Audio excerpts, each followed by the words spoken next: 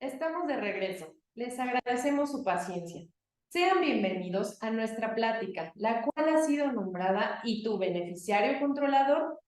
Los invitamos a participar mandando sus preguntas en el botón que dice Preguntas y Respuestas, ya que el botón de chat está deshabilitado.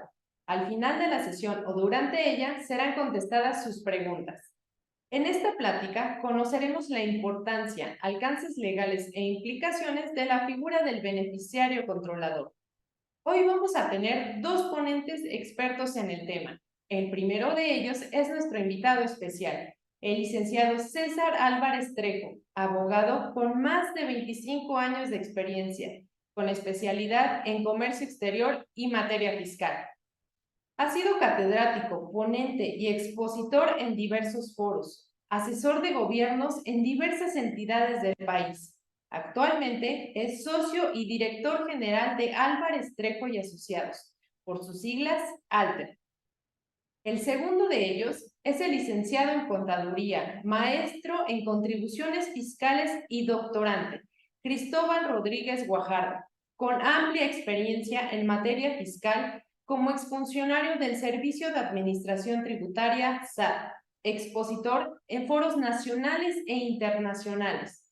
Actualmente es socio en ICOA. Empecemos.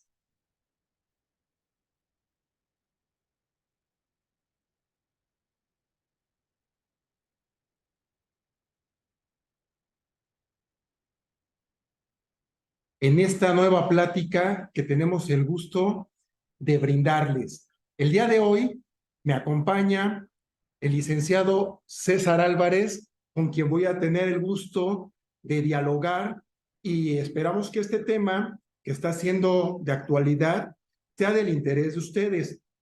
César, a nombre del contador Javier Hernández Gómez, socio y director general de ICOA, te doy la más cordial bienvenida y esta es tu casa. Gracias, querido Cristóbal. Es un gusto para mí volver a participar con ustedes, poder participar con sus clientes, amigos e invitados en un tema tan importante como es el cumplimiento de las obligaciones fiscales ante nuestras autoridades y un agradecimiento al contador Javier Hernández, siempre a sus órdenes. Muchas gracias. Pues queridos amigos, vamos a empezar a platicar sobre un tema que es muy importante, que lejos de que nos preocupe, nos debe ocupar, principalmente por lo que ustedes van a escuchar en esta plática, y que se trata nada más y nada menos de esta figura que se denomina el beneficiario controlador. El tenor, César, si estás de acuerdo, es que tú por favor nos puedas ir platicando qué es el beneficiario controlador, los alcances, las repercusiones, todo lo que tú conoces sobre el tema con esta vasta experiencia que tienes, tus conocimientos profesionales, y ya después podamos ir intercambiando opiniones. ¿Te parece? Claro que sí, amigo, con todo gusto. Esta figura del beneficiario controlador, como ustedes saben, nació hace 2 años por una disposición por parte de la OCDE, de la cual México es miembro activo, y por parte de la AGADI, la Administración Federal de Investigación, de la cual la Secretaría de Hacienda y Crédito Público y el Sistema de Administración Tributaria es perteneciente. Esta figura nace a raíz de una investigación por parte del gobierno de los Estados Unidos y los miembros de la OCDE, donde lo que se busca y lo que se establece en las diversas disposiciones y de la que México actualmente ya es miembro y en nuestro Código Fiscal de la Federación, con las reformas fiscales del año de 2022, se estableció que tenemos que fijar en las personas morales quién es el beneficiario controlador. Y entonces habría que definir cómo se establece, cuál es el procedimiento, los alcances y las obligaciones que tiene al día de hoy ya las empresas y que han dejado sin darle la importancia necesaria, no se han acercado a los asesores fiscales para poder cumplir con esta obligación. Y recordemos que el incumplimiento de la obligación trae como consecuencia una serie de disposiciones fiscales que nos imponen, desde una multa hasta un procedimiento de fiscalización para que sea la autoridad la que defina quién es el beneficiario controlador. Entonces, bajo esa tesitura, yo les invitaría a que esta plática la tuviéramos muy presentes, porque en los últimos 2 años, la verdad es que el empresario no ha querido puntualizar con sus asesores este tema. Y es un tema importante porque el alcance del beneficiario controlador no solamente es para la empresa. Se ha malentendido que definir el concepto de beneficiario controlador es solamente que el accionista, el representante legal o el supuesto dueño de la persona moral o dueños de la persona moral son los responsables de esta figura. Y para poder entender este tema, hemos presentado y hemos elaborado una serie de láminas que nos pueden auxiliar durante esta presentación a entender este tema, Cristóbal. Y es importante que ustedes como contadores y nosotros como abogados hagamos un par efectivo para decirle al cliente, para decirle al empresario, cumple con esta figura, porque de lo contrario te enfrentas a que en el momento en que se te requiere o se te fiscalice por parte de la autoridad, no vas a tener la información en su momento, vas a tener que empezarla a trabajar, te van a sancionar, lo que implica la imposición de un crédito fiscal y tendrás que pelearlo o tendrás que pagarlo y son multas muy cuantiosas. Pero además esto nos sirve al empresario, nos sirve a las empresas para que podamos tener en regla todo. ¿Cómo se define el beneficiario controlador? Es aquel sujeto que tiene un beneficio directo. ¿Y por qué el beneficiario controlador es tan importante tenerlo presente? Porque atrás de la figura del beneficiario controlador viene el concepto de lavado de dinero, viene el concepto de discrepancia fiscal, que es un tema importante que también se ha dejado. ¿Por qué las autoridades quieren definir perfectamente y con claridad quién es el beneficiario controlador? Porque ante la omisión o el incumplimiento de las diversas disposiciones fiscales, la autoridad puede puntualizar perfectamente quién se benefició con esa omisión, quién se benefició con ese incumplimiento, el haber dejado de cumplir con las obligaciones fiscales, dónde terminó ese dinero que se debió haber enterado al Estado mexicano y cómo se están manejando las finanzas de las empresas. Muchas veces se piensa que el representante legal es el beneficiario controlador y es un error muy grave. ¿Por qué? Porque el representante legal puede ser cualquier persona, aunque ante un fedatario público o ante un corredor público le otorgue esa representación y no necesariamente tiene un beneficio fiscal o un beneficio económico. Adicionalmente, a saber si ese beneficiario controlador o beneficiarios controladores dentro de la empresa no están haciendo un lavado de dinero. Y esto implica ya la actuación de otra autoridad que es la Unidad de Inteligencia Financiera. Entonces, no solamente el Sistema de Nación Tributaria puede intervenir en esta investigación o en este acto de fiscalización, también la Unidad de Inteligencia Financiera puede intervenir para saber, siendo parte de la Secretaría de Hacienda y Crédito Público, para saber si en esas empresas, y conocemos el concepto de empresas fachada, hoy conocidos también como EFOS, que ya están regulados vía el procedimiento de fiscalización del artículo 69 del Código Fiscal de la Federación, se están utilizando para el incumplimiento de obligaciones fiscales, pero también para el lavado de dinero. Muchas veces se piensa que los socios son beneficiarios controladores y tampoco es una realidad. Pueden ser socios de papel, pero quien recibe el beneficio económico, quien recibe el beneficio final, es un tercero que no conocemos. Por eso es tan importante definir quién es el beneficiario controlador, porque además la consecuencia de no cumplirlo es que también se llegue a definir que ese beneficiario controlador por parte de la autoridad en un procedimiento sea sujeto a una fiscalización en todos sus ingresos, en todo su patrimonio, para que se determine si todo lo que él ha acumulado para base de renta gravable viene del beneficio de la empresa o el grupo de empresas y si trae una discrepancia fiscal. Entonces, como ustedes vienen observando y vienen escuchando, no solamente es el hecho de quién es el beneficiario controlador, sí, aquí hay un beneficiario controlador, pero también quién está lavando dinero y en su momento quién trae una discrepancia fiscal siendo el beneficiario de toda esta figura. Entonces, Cristóbal, es importante que podamos analizar junto con ustedes como contadores públicos e invitarle a los empresarios a que se cumpla con esta obligación. ¿Por qué? Porque si bien es cierto, las autoridades cuando hacen una reforma fiscal tardan en implementar estos procedimientos, ya al día de hoy no era como hace algunos años, donde las autoridades en lo que hacían el esquema, la normatividad de cómo las administraciones centrales, la general o las desconcentradas implementaban los procedimientos, se tardaban. Y Claro. entonces el empresario decía, no me importa porque ahorita no hay actos de fiscalización, no han impuesto sanciones, e inclusive muchos colegas abogados interpusieron amparos, que en su momento estaremos platicando ya algunas resoluciones de nuestro máximo tribunal, donde ya se empiezan a definir como constitucionales y como legales estos procedimientos, y les estaremos enseñando las jurisprudencias y tesis de jurisprudencia. Ya el empresario debe empezar a considerar, ya debo de trabajar con mis asesores fiscales para que me indiquen y me asesoren para la implementación y definir con tiempo y con documentación quién es el beneficiario o los beneficiarios controladores. Y no es una figura sencilla de poder definir de la noche a la mañana. Entonces es importante, Cristóbal. Si me permites, y para hacer del conocimiento de las personas que hoy nos honran con su presencia a través de las plataformas digitales, poder ahondar un poquito más sobre este tema, a pesar de que pues tú eres muy experto en esta materia. No es el hecho de la implementación en texto de ley del beneficiario controlador, no es una ocurrencia meramente de la autoridad para generarse más trabajo.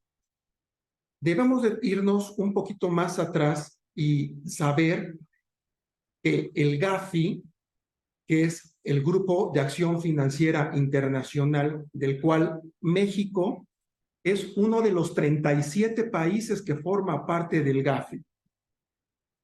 Y el GAFI trabaja muy coordinadamente con la OCDE, y la OCDE, del cual México también forma parte y es uno de los 34 países que forma parte de la OCDE. Entonces, estos países están regulando precisamente el tema de las operaciones financieras. De ahí entonces, como formamos parte de estos grupos a nivel internacional, las autoridades mexicanas están comprometidas y ligadas a generar mecanismos que puedan prever el lavado de dinero, el financiamiento al terrorismo y la proliferación de armas. Entonces, de tal suerte que pues de eso se trata, y que dicen, bueno, pero ¿esto qué tiene que ver con el empresario? Sigan con nosotros y César les va a platicar por qué la importancia y la relevancia de este tema. Fíjate, Cristóbal, que tú acabas de tocar un punto importante. El empresario se pregunta, oye, ¿por qué el beneficiario controlador llega a la materia fiscal? Y es una pregunta que se ha venido reiterando desde hace 2 años cuando nace esta figura en el Código Fiscal de la Federación, porque tú bien lo mencionabas, la GAFI y la OCDE lo que buscaba era acotar el financiamiento a través del lavado de dinero. Y sabemos que las personas morales o empresas o unidades económicas se utilizan para lavar activos de muchas conductas de carácter delictivo, pero precisamente derivado del lavado de dinero debemos de cumplir con una obligación fiscal que nos lleva a un segundo incumplimiento, la defraudación fiscal.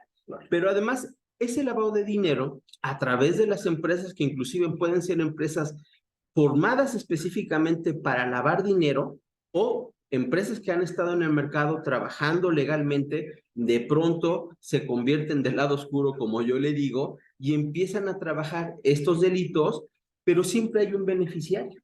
Y entonces lo que conocemos como follow the money es cómo saber que esa persona moral está generando un lavado de dinero que a la vez lleva a una defraudación fiscal, porque no paga impuestos, evidentemente, y adicionalmente ese beneficio económico, la utilidad, se lleva a una persona física. Porque aquí lo sabemos perfectamente.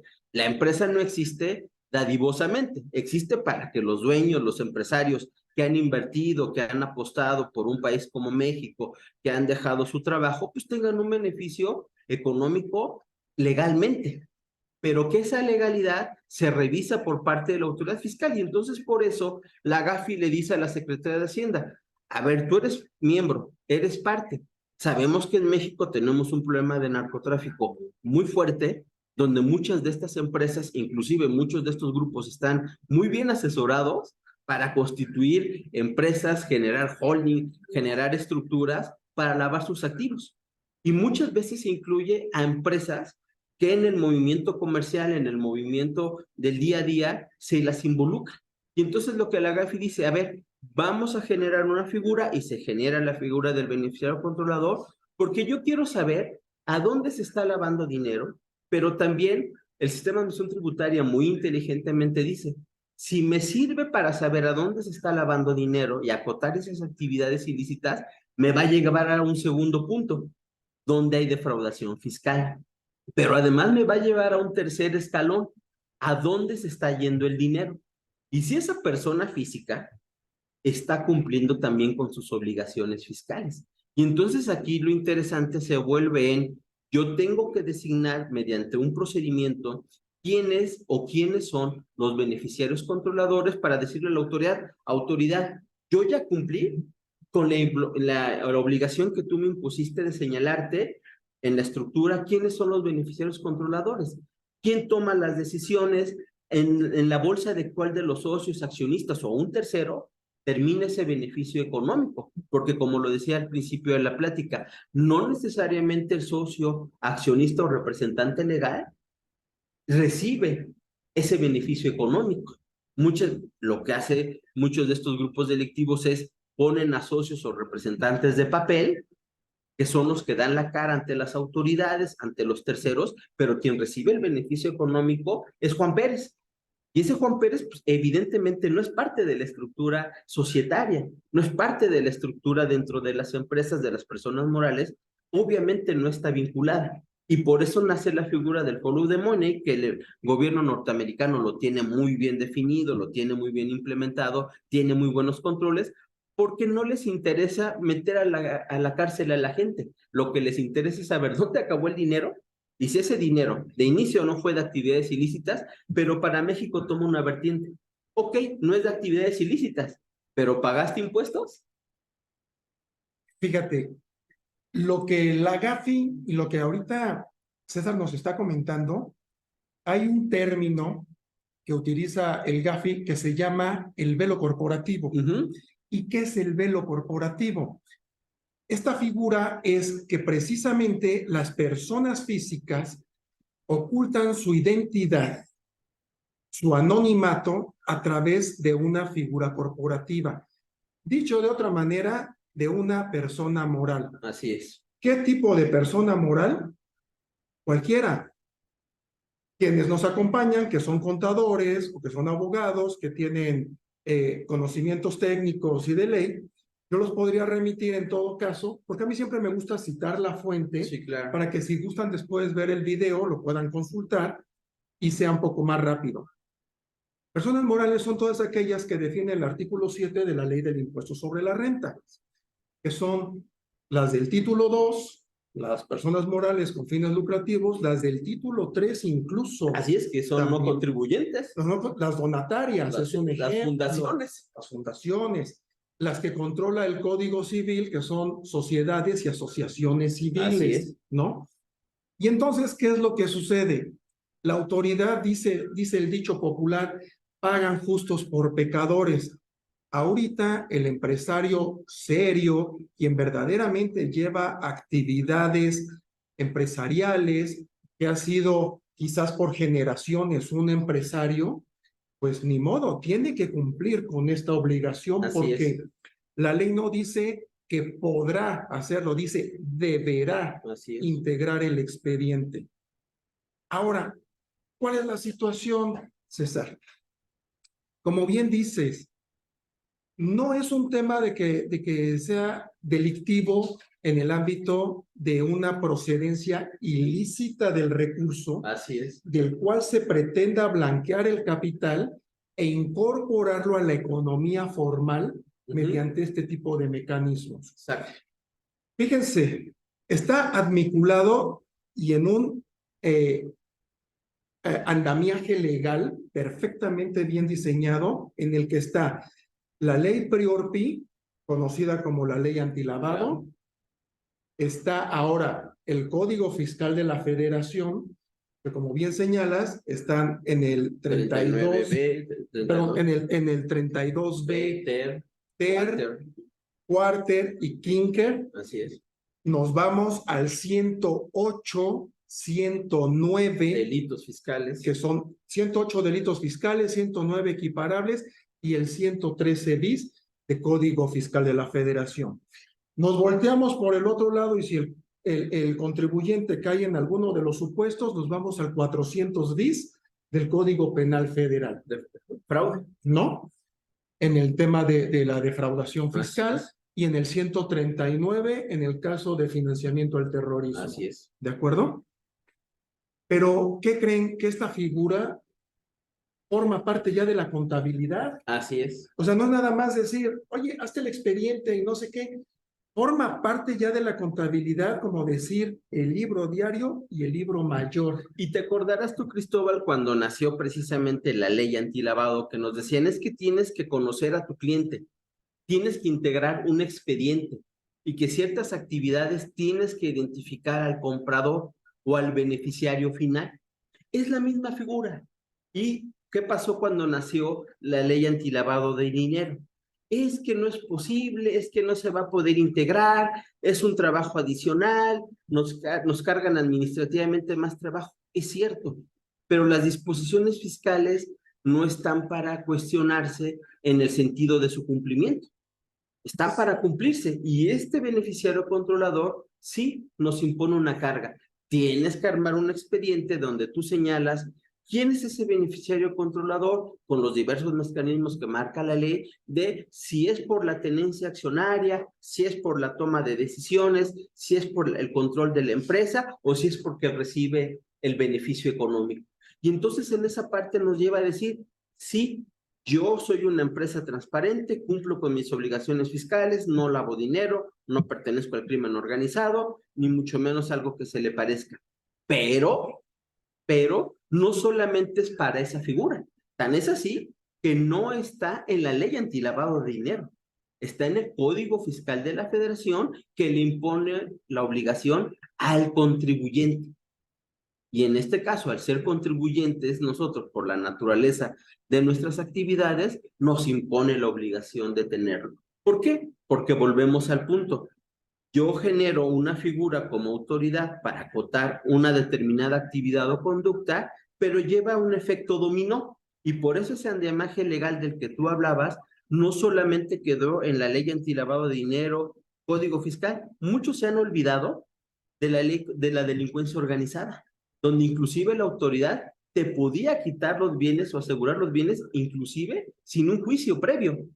Y se ha olvidado, ya muchos de sus artículos han sido declarados inconstitucionales, pero ahí está. Y ese andamiaje que en los últimos 10 años se ha ido generando desde el 2014, cuando nace la figura del 69B, de los CEFOS y estas otras figuras, han establecido una serie de ladrillos y ese andamiaje donde la autoridad va escalando para investigar al contribuyente. Y sí, pareciera que nos impone una serie de obligaciones adicionales, pero que hay que cumplir. Y por eso el incumplimiento es peligroso. ¿En qué sentido? Que si tú no defines quién es el beneficiario controlador, entonces yo como autoridad tengo el derecho y la obligación de señalar quién es el beneficiario. Y eso me lleva a que yo pueda exponer a los diversos socios que sí son los beneficiarios en una empresa real a que puedan ser sujetos a actos de fiscalización. Perdón, o sea, acabas de tocar un punto bien importante, porque la autoridad, en este caso la ley, la autoridad va a ejecutar lo que dice la ley. Así es. Pero es muy importante definir cómo está creada la persona moral. Si es a través de un representante legal o de un consejo de administración. Porque la ley prevé que si es consejo de administración, todos los que lo conformen son controladores. Así es. Beneficiarios. Sean 2, 3 o 20, son controladores beneficiarios. Beneficiarios controladores, perdón. Entonces, ¿qué es lo que sucede? Hay que integrar un expediente por cada uno de ellos. Y la omisión de tenerlo, que esté incompleto o que no se proporcione, será causal de las sanciones que platicaremos más adelante y que no son nada baratas. Así es. ¿No? Independientemente del daño económico, trae otras repercusiones. Así es. Pero sí quiero decir esto. Y si me permites un último comentario, quiero también comentar que no nada más nos vayamos con la figura de que la persona moral solamente tiene personas físicas como socios. Así es. La ley contempla cuando otra persona moral es socia, tiene una aportación, nombran a un socio minoritario, posiblemente a un representante legal que no tiene participación accionaria, pero entonces la autoridad dice, sí, pero yo quiero ver detrás de ese velo corporativo de esta empresa quién es el beneficiario controlador principal. Y luego me quiero ir a ver al beneficiario controlador de la empresa que es socia de esta otra entidad Así es. económica. ¿Cómo ves? Pero además, fíjate, ya el concepto de velo corporativo ya acabó. Ya actualmente el velo corporativo no existe, porque si bien es cierto, cuando hablábamos históricamente y los que tuvimos la oportunidad de estudiar derecho y ustedes como contadores, derecho civil y derecho mercantil en su tira de materias, pues hablábamos de la sociedad anónima. Pues eso de anónima, pues ya nada más está como un simbolismo en el Código de Comercio y en la Ley General de Sociedades Mercantiles, porque ya no hay anonimato. Inclusive ya el empresario debe de quitarse de la mente el secreto fiscal, que ya no existe, El 69 el secreto bancario, que ya no existe, el secreto fiduciario, que ya no existe, y por lo tanto el velo corporativo, que ya no existe.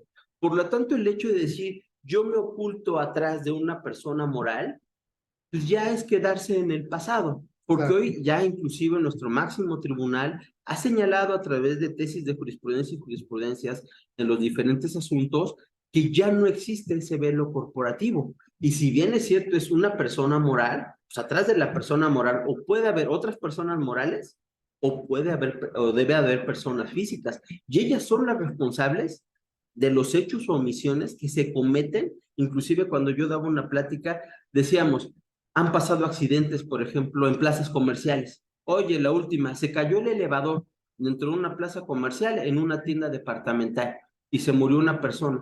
¿Quién es responsable? ¿La tienda departamental como tal o los socios de esa tienda departamental como tal? No se le puede imputar al Tornillito S.A. la responsabilidad, se le va a imputar a Juan Pérez o a Pedrito Pérez, que son los socios de esa persona moral. En materia fiscal es lo mismo, sí, la persona moral a través de su representante legal, de su administrador único, de su consejo de administración, son los responsables de tomar las decisiones de si cumplo o no cumplo con las obligaciones fiscales. Pero además tú señalaste un aspecto muy importante, personas morales que integran otras, son parte de otras personas morales. Se utilizan estas estructuras, precisamente inclusive hablando de algunas estrategias fiscales, para erosionar la base de los impuestos. Y entonces no solamente el beneficiario controlador busca esa parte, la autoridad, sino también busca si dentro de esas estructuras se están utilizando figuras para erosionar la base de los impuestos y evidentemente el que tú no pagues impuestos hay un beneficio económico. ¿En dónde termina ese beneficio económico? Pues termina en la bolsa de un beneficiario controlador, porque el que dice no pagues impuestos, pues se lleva el dinero a su bolsa. El que dice implementa esto para no pagar impuestos, pues recibe el beneficio del no cumplimiento de la obligación. Entonces, por eso hoy es importante recalcar y puntualizar que existe la obligación de señalar al beneficiario controlador, porque además la imposición de sanciones económicas, no solamente como tú bien dices, Cristóbal, es ya te impuso una sanción que además es muy cuantiosa. A ver, ahora tienes que defender esa sanción o pagarla. Y si no, entonces tu opinión de cumplimiento, pues ya está manchada. Y además te puedo restringir o cancelar los sellos si no la pagaste o si no la garantizaste. Entonces trae una serie de consecuencias que el empresario debe de tomar en cuenta y tomar la decisión de decir, a ver, es una obligación más. Cuando salió la factura electrónica, tú te acordarás, no, no se va a poder, es imposible. Pues ya hemos cumplido todos con la factura electrónica, ¿no? Y vaya que fue un pleito. El buzón tributario, tú te acordarás, es que no todo México está conectado, no todo México tiene acceso al Internet. Hoy todos tienen un buzón tributario. Entonces, sí, nos han impuesto una serie de cargas de carácter administrativo que normalmente el primer argumento es no vamos a poder. Pues sí, ya se demostró que sí se ha podido. Y entonces esta figura del beneficiario controlador es nuevamente una carga administrativa que hay que cumplir, porque si no, trae consecuencias muy graves. Y aquí tenemos una serie de láminas y por eso la presentación se llama ¿y tu beneficiario controlador cuál es? Y bajo esa tesitura podemos empezar a analizar y a revisar qué es, cómo lo vamos a hacer, es recoger información sobre los beneficiarios finales y se ha vuelto una de las principales herramientas impuestas en la lucha contra la evasión fiscal y el lavado de dinero. Y aquí lo veíamos al principio, Cristóbal. Primero fue enfocado al lavado de dinero, pero busca como finalidad la evasión fiscal en la persona moral y saber el destino y el origen de los recursos, primero de carácter ilícito. Y recordemos que el incumplimiento de una obligación o no pago de impuestos se convierte en un delito. Y entonces caemos en esos supuestos. Entonces, por lo tanto, debemos de cumplirla en ese aspecto, ¿no? La otra parte es cómo definimos al beneficiario controlador o los mecanismos que tenemos. Y aquí actúan diversas autoridades, como la Comisión Nacional Bancaria y de Valores, la Unidad de Inteligencia Financiera, los fedatarios públicos. Hoy los fedatarios públicos tienen que informar.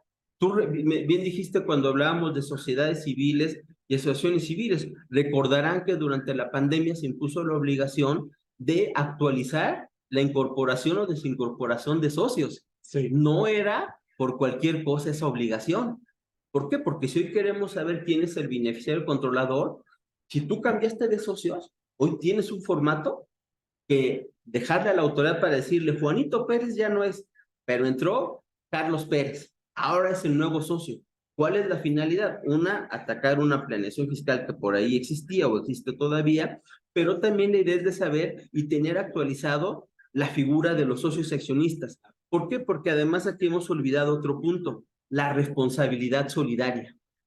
El beneficiario controlador implica también una responsabilidad solidaria Sí, claro. de socios y accionistas, Sí. que muchas veces se pierde. Mucha gente dice, es que es la persona moral la que va a responder por las obligaciones. Y volvemos a reiterar, sí, es el tornillito S.A., pero atrás del tornillito S.A. está Pedrito, está Juanito, está Lupita, está María, que son los que tienen la responsabilidad solidaria del cumplimiento de las obligaciones fiscales y el cumplimiento de esta figura. Si ellos cuatro no lo cumplen y yo como autoridad determino son los beneficiarios controladores, o Juanita era la beneficiaria controladora, sobre ella voy a ejercer mis facultades. Y también existe la responsabilidad solidaria, Claro. que también es una figura que se ha olvidado, ¿no? Entonces es parte de tenerla ahí, y por eso recordemos que hoy el cruce de información entre las autoridades es muy eficiente.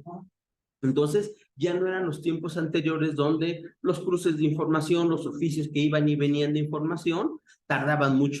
Hoy los actos de autoridad son muy eficientes porque ya la información, en primera, es electrónica. Claro. Y segundo, ya son algoritmos, son robots los que manejan esa información, que con un tecladazo tú sabes de información general de un contribuyente, sea persona física o persona moral, ¿no? Entonces, tenemos esa parte.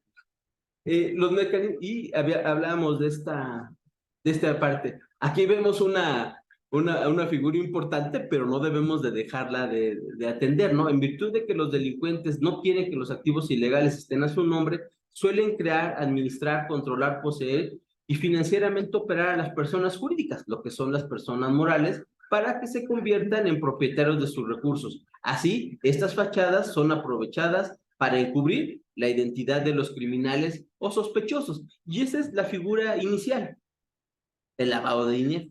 Exacto. Pero como lavado de dinero trae como consecuencia el incumplimiento de las obligaciones fiscales, pues trae una defraudación fiscal. Inclusive si nosotros somos partícipes con nuestras empresas o con prestando nuestras empresas para esa situación, incurrimos en dos delitos. El lavado de dinero y además ni beneficio vas a tener. Sí, porque claro. El beneficiario final, el beneficiario controlador es Juanito Pérez, que él dice, voy a utilizar tu empresa, pero el beneficio me lo voy a llevar yo. Y están asesorados y entonces tienen un montón de tema para poder generar estas estructuras, amigo. Y ahí está el primer concepto, y ese concepto lo conocemos desde hace mucho tiempo, las empresas fantasmas. Entidad que no tiene operaciones comerciales en curso, ni empleados, y que es utilizada para esconder el rastro del dinero al transferir los fondos ilícitos y desde las cuales, de las cuentas bancarias de la compañía, la sociedad en reserva o inclusive el fideicomiso. Por eso les decía que hoy ya no existe el secreto fiduciario. Sí, sí. Ya está expuesto. Porque antes decían, vamos a crear un fideicomiso para esconder el patrimonio, o para esconder quién es el beneficiario, o para patear el cumplimiento de la obligación fiscal. Hoy ya no existe. Hoy el fideicomiso ya está expuesto. Fíjate, muy importante esto que estás mencionando, porque la ley lo distingue, Así no es. lo deja interpretación de qué Sí. personas morales. Habla de las personas morales que ya comentamos, Sí. pero habla de los fideicomisos y de sus elementos Así es. que entran, que forman parte de los fideicomisos. Sí. Y de las instituciones, incluso de los organismos auxiliares del crédito, Así los es. almacenes generales de depósito, las arrendadoras financieras, Las OFOM, las los OFIPOS, OFOM, todas estas. exactamente. Así es, así es. ¿No? Inclusive por eso hoy les decía, hoy todos los bancos informan todas las operaciones. Todas las operaciones informan. Hoy no podemos decir, es que la persona moral no recibió tal depósito, no operó tales cantidades. Ahí está la información, vía Comisión Nacional Bancaria y de Valores, de quién es el titular de esa cuenta, quién es el titular de esa tarjeta, cómo se utilizó, de dónde llegaron los recursos, quién les depositó. Nuestras DIOT nos informan quiénes son nuestros proveedores o nuestros clientes, y se cruza toda esa información. Ya no queda abierto el hecho de que tú puedas como autoridad decir, yo puedo ejercer facultades para determinar quién es el beneficiario, porque si esta persona moral o esta estructura de personas morales, incluyendo inclusive a personas físicas con los reciclos, con todo este tipo de figuras que se están utilizando, ¿quién es el beneficiario controlador? Hoy hemos encontrado que reciclos se están utilizando para recibir dinero y después se aterrizan en otro lado. Inclusive, por ejemplo, ¿cuánto del dinero que está llegando vía nuestros paisanos, cuánto es dinero del narcotráfico, de operaciones ilícitas? Y entonces esa persona que está siendo utilizada para recibir el pago en estas empresas que reciben los saldos, pues están yendo, ya se blanquearon porque ya pasaron por un sistema financiero de las auxiliares. ¿Quién es el beneficiario controlador y cuántas empresas se pueden estar utilizando también para esto? De acuerdo, totalmente de acuerdo con lo que dices. Sin embargo, pues en nuestro carácter de abogado, contadores, auditores que somos, nosotros realmente vamos enfocados a la actividad del empresario. Así es. ¿No? Y entonces nuestra obligación es darle la información y los elementos para que pueda cumplir con sus obligaciones, y todo esto lo que estamos hablando sea de una manera preventiva, no cuando venga Logo. la notificación, de la cual ya platicaremos, y junto con la notificación, los plazos legales, los requisitos para poder integrar el expediente, las sanciones, etcétera. Estamos hablando, quisiera enfocarme que no es nada, es muy importante lo que está señalando, pero también es muy importante que el empresario diga, si hago algún tipo de operación seria que pueda estar en la lista del artículo 17 de la ley antilavado, que son operaciones vulnerables, pero que no lo hago con dolo ni mala fe, pero pues ahí califico. Hay que cumplirlo. Ahí califico porque a lo mejor una de ellas, dicen, el sector de la construcción, pues no es un tema, un empresario serio, no hace cosas indebidas más que generar recurso y fuentes de trabajo. Genera fuentes de trabajo, paga sus contribuciones, etcétera, pero al fin y al cabo su actividad ahí lo encuadra. Así es. Pero entonces tenemos que decirle al empresario serio, oye, tienes que cumplir con esta obligación, quieras o no quieras, te tiene que hacer. Sí, porque tú bien dices, si nosotros estamos enfocados al empresario honesto, al empresario trabajador. No estamos hablando del empresario malo, porque el empresario malo pues siempre va a hacer lo que él considere pertinente. Le estamos hablando al empresario honesto, que genera riqueza y trabajo para este país.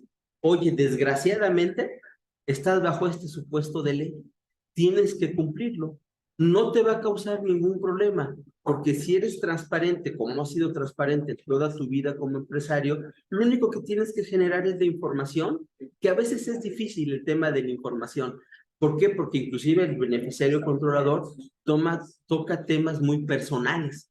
Y a veces es lo que al empresario no le gusta abrirse en ese sentido, ¿no? Es muy quisquilloso en entregar la información, lo entendemos, lo comprendemos, porque todos estamos en una situación similar, pero al final se tiene que cumplir.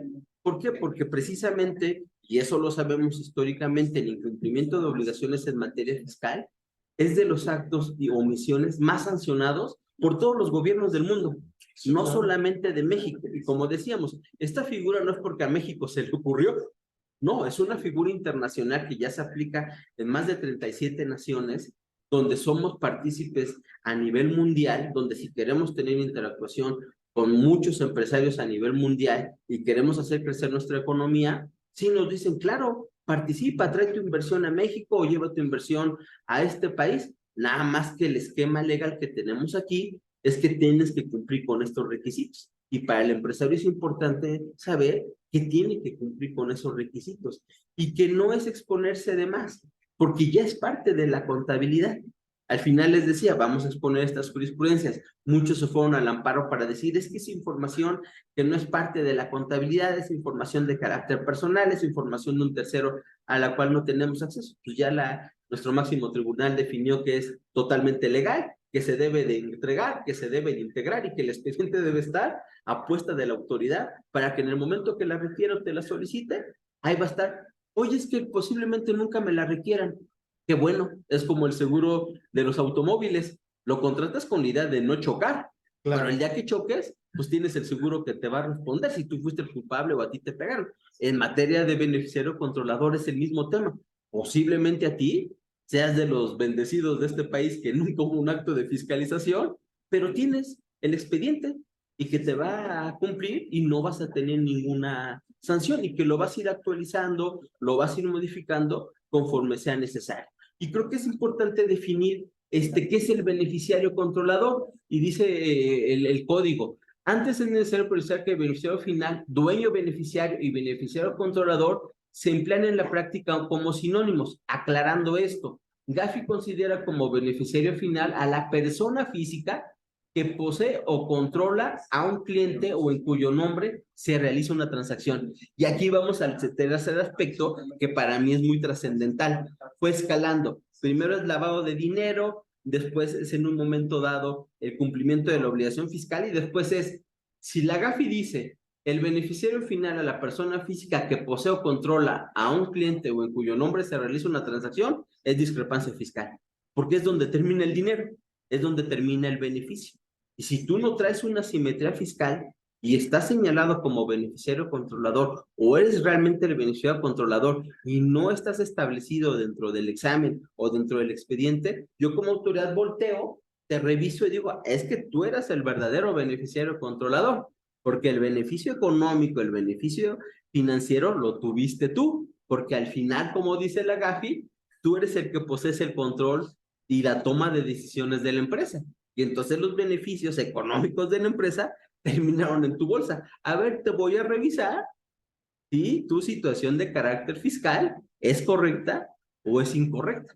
Y ahí entonces nos metemos en un vericueto mucho más complejo, porque ya no es la persona moral, ya eres tú directamente, a quien el efecto fiscal de no haberte señalado como beneficiario controlador te va a impactar, amigo. Claro. Así es. Entonces, vemos esa parte donde el beneficio derivado de estos y es quien en última instancia ejerce los derechos de uso, goce, disfrute, aprovechamiento. Y vamos a poner un ejemplo. Oye, tú no apareces como socio, accionista, representante legal, pero pues tú traes uno de estos coches rojos de un caballito que valen 8 millones de pesos. Tú nada más explícame cómo en tu patrimonio tienes ese cochecito rojo de un caballito.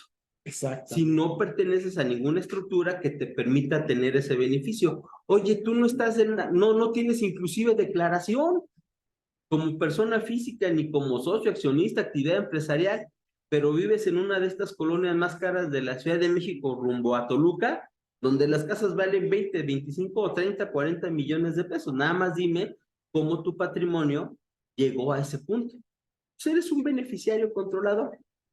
Y además, muchas veces, el beneficiario controlador va brincando en estructuras. A veces el empresario piensa que no y contamina a la esposa, a los hijos, a los papás, a los suegros, porque va escalando esa parte. Entonces, el beneficiario controlador es una figura muy importante, porque si no, el efecto fiscal te va a repercutir a ti directamente. Entonces, no lo deben de dejar en saco roto, ¿no? Debe de puntualizarse mucho esa parte, amigo. Que incluso la ley, ya ves que prevé con la reforma que hubo en el 2022, Sí, prevé precisamente la situación fiscal de los socios o accionistas, que si alguno no trae una opinión positiva. positiva y quiere formar parte de otra entidad, la contamina fiscalmente. Claro. Y entonces empiezan las repercusiones. O sea, todo está vinculado. Así es. ¿No? Y fíjense, por eso en esta lámina, al final, sobre lo que dice, sobre las definiciones, lo primero que se debe destacar es que, no obstante, la ley no lo precise, un elemento esencial sobre el beneficiario controlador en todos los ordenamientos es que siempre será una persona física. Amigos empresarios, entiéndanlo, la responsabilidad del beneficiario controlador impacta de inicio en la persona moral, en su cumplimiento, Sí. pero el efecto fiscal final es en la persona física y no en una jurídica, no en una persona moral. La persona moral, ¿qué va a ser? Sancionada con una multa. Y hasta ahí. Pero a quien le va a llegar el efecto fiscal va a ser al socio, accionista, representante legal o al tercero. Entonces, esa parte debemos entenderla bajo esa tesitura. Pero fíjate, es bien importante. El tema es, el tema es tan importante y tan trascendental que espero que esté captando y esté siendo muy interesante para nuestra audiencia, porque vamos a tomar un break de 5 minutos, si estás de acuerdo. Adelante, amigo. Para que, por favor, quienes nos están viendo, pues se vayan a servir un poco de agua, se preparen un café, estiren las piernas y por favor regresen con nosotros, porque en la segunda parte esto se va a poner bien bueno. Muchas gracias.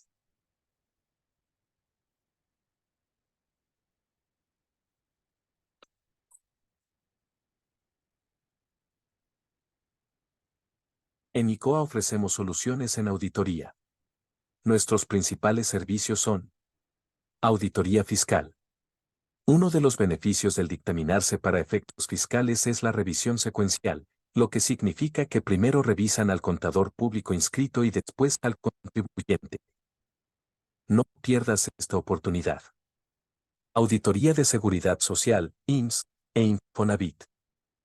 Revisamos la correcta autodeterminación de las cuotas obrero-patronales y el cumplimiento oportuno, a través del dictamen emitido por el contador público inscrito, el cual es un especialista reconocido por las autoridades de dichas instituciones. Auditoría e impuestos locales. El dictamen de impuestos locales te permite tener la certeza del cumplimiento correcto de tus obligaciones en materia de impuestos sobre nóminas e impuesto predial. Auditoría financiera. El correcto cumplimiento de las normas de información financiera se refleja en los estados financieros, que son una herramienta para revelar e informar a terceros interesados. El dictamen en cuestión ayuda a cumplir con tus objetivos. Auditoría operacional y administrativa.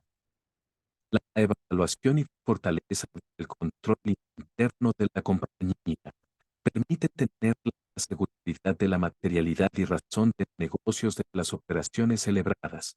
Verificamos el correcto diseño e implementación del control interno. ICOA es una firma internacional que actualmente tiene presencia en 20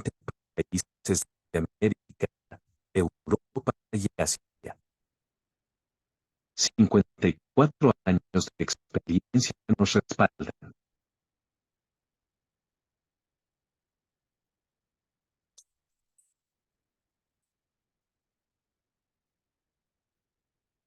En ICOA ofrecemos soluciones en auditoría. Nuestros principales servicios son: auditoría fiscal. Uno de los beneficios del dictaminarse para efectos fiscales es la revisión secuencial, lo que significa que primero revisan al contador público inscrito y después al contribuyente. No pierdas esta oportunidad. Auditoría de Seguridad Social, IMSS e Infonavit. Revisamos la correcta autodeterminación de las cuotas obrero-patronales y el cumplimiento oportuno, a través del dictamen emitido por el contador público inscrito, el cual es un especialista reconocido por las autoridades de dichas instituciones. Auditoría e impuestos locales. El dictamen de impuestos locales te permite tener la certeza del cumplimiento correcto de tus obligaciones en materia de impuestos sobre nóminas e impuesto predial. Auditoría financiera. El correcto cumplimiento de las normas de información financiera se refleja en los estados financieros, que son una herramienta para revelar e informar a terceros interesados. El dictamen en cuestión ayuda a cumplir con tus objetivos. Auditoría operacional y administrativa. La evaluación y fortaleza del control interno de la compañía permite tener la seguridad de la materialidad y razón de negocios de las operaciones celebradas. Verificamos el correcto diseño e implementación del control interno. ICOA es una firma internacional que actualmente tiene presencia en 20 países de América, Europa y Asia. 54 años de experiencia nos respaldan.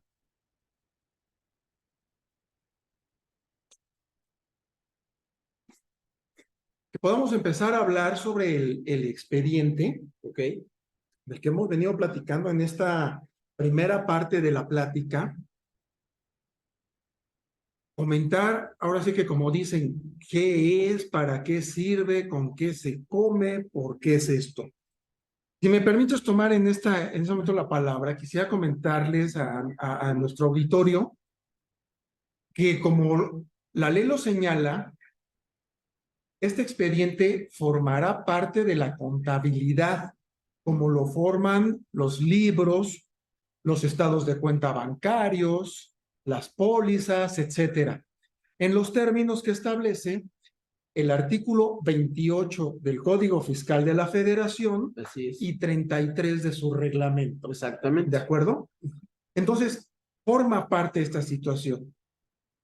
Y si ustedes han tenido la ley a la mano y han podido consultar estos artículos que hemos comentado del 32B, ter, quarter, quinquer, ustedes podrán darse cuenta que en ninguno de estos artículos nos dice, oye, A, B, C, ¿cómo D. se hace el expediente? ¿De qué se integra? Así es. ¿Y por cuánto tiempo lo debo de conservar? Bueno, para estos efectos, ya salieron las reglas de carácter general que están en la resolución miscelánea y que concretamente voy a citar para que nuestra audiencia tome nota y lo pueda ir revisando conjuntamente con nosotros. Estamos hablando de la regla 2.8.1.20 a la 23. ¿De acuerdo? Entonces, la regla 2.8.1.22 nos establece todos los requisitos que debe cumplir este expediente. Así es. Por cada beneficiario controlador. Si es uno. Si son 10, 10. 10, como lo platicábamos. Así es.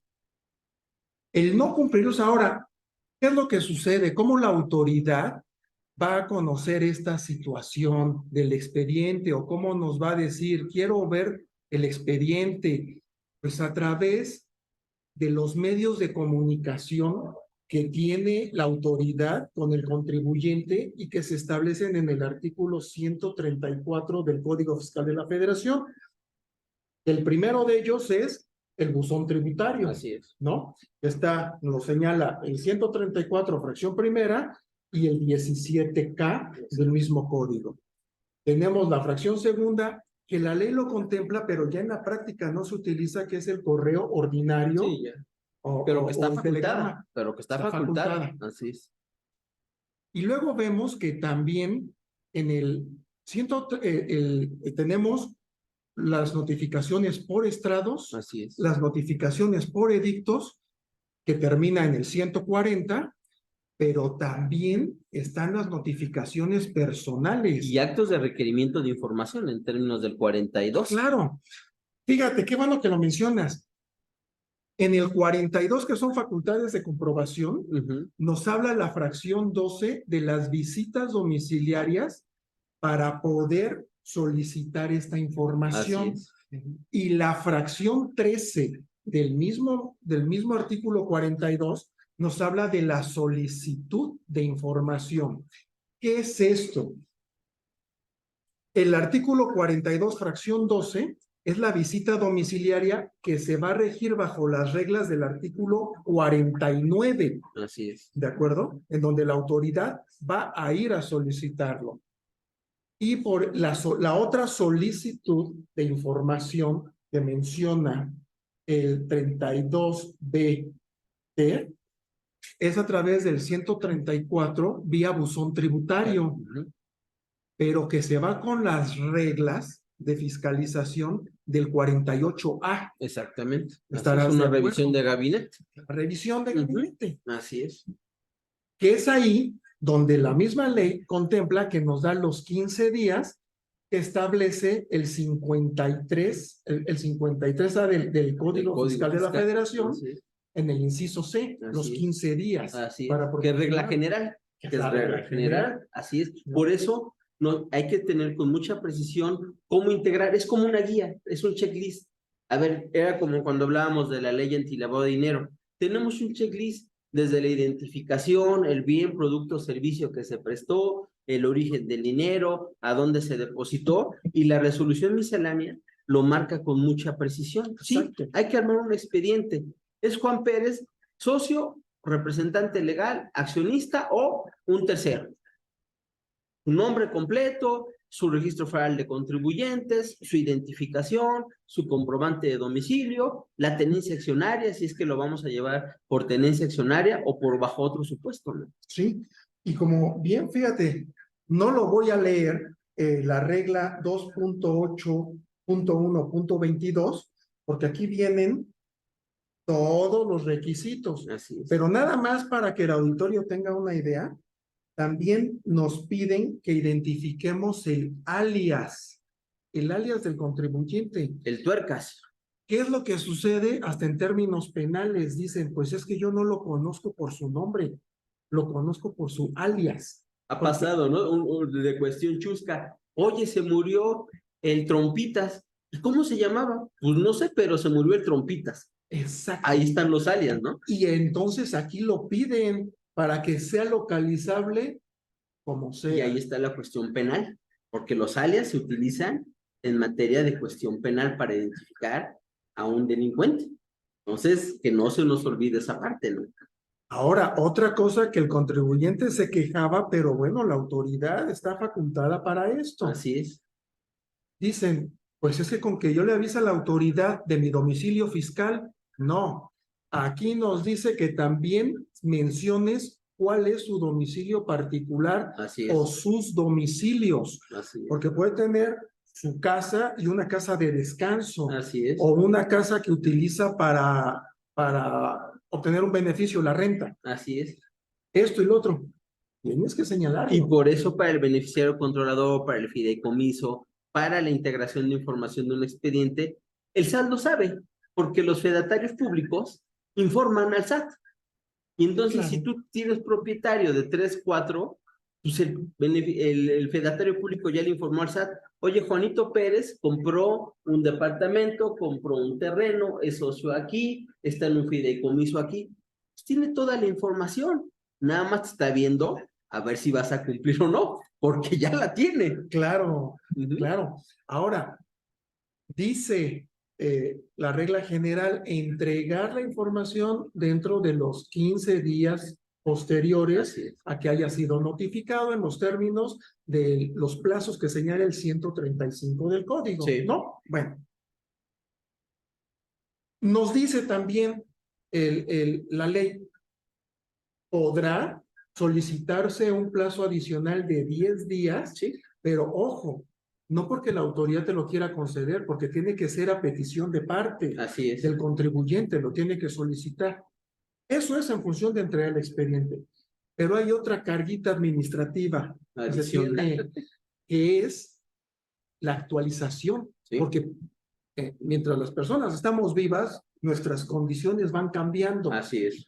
y puede cambiar lugar de residencia, Tenencia accionaria, ya no soy el representante, ya no soy el administrador, ya no soy miembro del consejo, ya. Y entonces dice la propia ley, que dice que este expediente deberá actualizarse dentro de los 15 días naturales. Aquí la ley lo distingue. Sí, Por una parte dice 15 días hábiles de acuerdo al 12 del código, así es.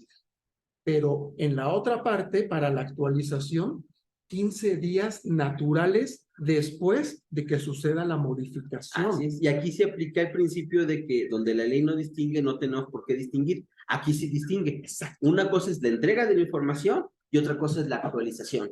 Yo el día hoy, 12 de octubre, estoy teniendo una asamblea extraordinaria donde salgo como miembro del Consejo de Administración. Empiezan a correr 15 días para que se informe a la autoridad que ya no soy miembro del Consejo y por lo tanto, si era parte de los beneficiarios controladores, ya no lo soy. ¿Para qué? Para que la responsabilidad de los hechos, omisiones o actos hacia atrás son mi responsabilidad, pero de aquí en adelante rompo con esa responsabilidad solidaria. De acuerdo.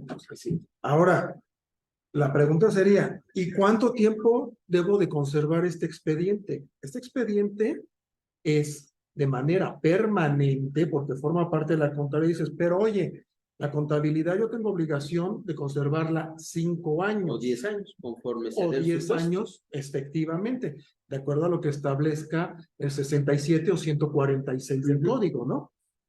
Entonces, te dicen, oye, ¿cuánto tiempo? Pues 5 años, pero debe estar a disposición de la autoridad fiscal en el momento que la requiera, de conformidad con el 30 del código, porque el 30 del código dice, estás obligado a tener la contabilidad a disposición de la autoridad en el momento que te lo requiera. Así es. Pero como esta va a ir sufriendo cambios, pues hay que tenerla todo el tiempo, a menos que cambie el beneficiario controlador. Sí, y aquí hay que contabilizar los años, ¿no? Claro. Y inclusive, porque mucha gente piensa, ay, es que ya la empresa está en suspensión de actividades, está en liquidación. ¿Sí? Aunque esté en liquidación o suspensión de actividades, la información debe de permanecer para estar a disposición, porque mientras no caduquen las facultades de fiscalización o de requerimiento de información, hay que permanecer con ella. Porque mucha gente dice, es que ya me liquidé y entonces, bueno, pues ya no la guardo, ya hay que se quede. Pues no, porque si te liquidaste este año, todavía la autoridad tiene los 4 años anteriores para fiscalizar. Y si me presentaste alguna complementaria, alguna modificación, pues todavía más. O si apenas se modificó el beneficiario controlador hace 3 meses antes de que te liquidaras, te empieza a correr a partir de ese término, ¿no? Hay que tener muy puntualmente los términos de la conservación de la contabilidad. Y si el tema o el expediente de beneficiario controlador es parte integrante de la contabilidad en términos del 28, hay que conservarlo. No podemos decir, como yo ya salí, pues hay que se hagan bolas. Pues no, inclusive yo como beneficiario, yo les recomendaría que me quedara con una copia de toda esa parte. No vaya siendo y la persona moral no la tenga y viene un requerimiento, pues yo como beneficiario que fui en su momento y que ahora ya no soy, ya no estoy bajo ese supuesto, tengo mi información cuándo me desincorporé, cuándo salí o cuándo se dio la acción de no estar bajo esa figura, ¿no? Es Correcto. importante, ¿no? Correcto.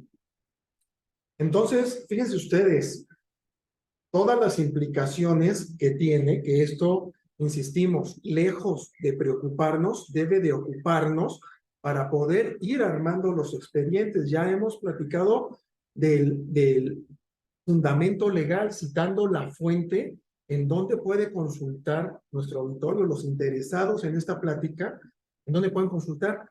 Ahora, me gustaría abordar contigo la parte de las sanciones. porque las sanciones no es peccata minuta, Así dirían es. por ahí, Así es. para que más o menos lo pueda ir dimensionando el auditorio. Las sanciones, estamos hablando que vamos en un orden, la mínima de 500,000 pesos, es decir, $500,000 hasta los 2 millones de pesos. ¿Y en dónde lo pueden ustedes ubicar? Pues lo van a ubicar en el artículo 84M y 84N, o sea, M de mamá y N de niño. Ahí está el fundamento legal. ¿Qué es lo que sucede? Que de acuerdo al supuesto en el que se ubique el contribuyente que esté transgrediendo la norma, Así es. ahí lo van a ubicar en la franja que le corresponda para poderle aplicar la que sea, o dos, o lo que suceda.